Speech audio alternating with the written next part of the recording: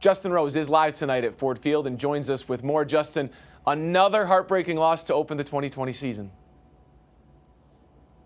It certainly is, Brad, and I can't help but chuckle while you go through those highlights, because if you're sitting at home right now wondering if you've seen this movie before, you have.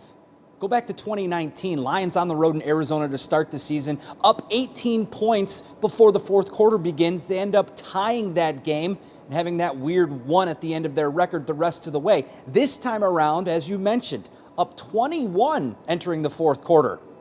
But this time they didn't have a comeback. There was no tie, and it's disappointment abound for the Detroit Lions. Matt Patricia said afterwards that DeAndre Swift did not lose the game by dropping that final pass down the stretch.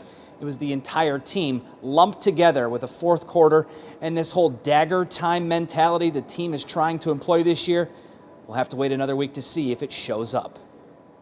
My arm around him as soon as we, got to the tunnel, walked up the tunnel with him, and told him, he's a great player. The game's not on him. It's on me. It's on the entire, bad execution and bad plays that we had towards the end of the game and the bad coaching.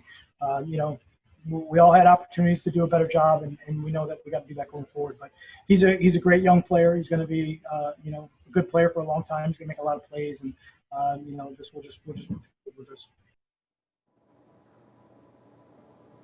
And I asked head coach Matt Patricia afterwards, with the emptiness, it was very weird in here today, the eerie feeling that was all through this stadium, especially when there was an injury. It was complete silence in here. I asked him if that might have played a factor in the Bears creating their own momentum from their own sideline.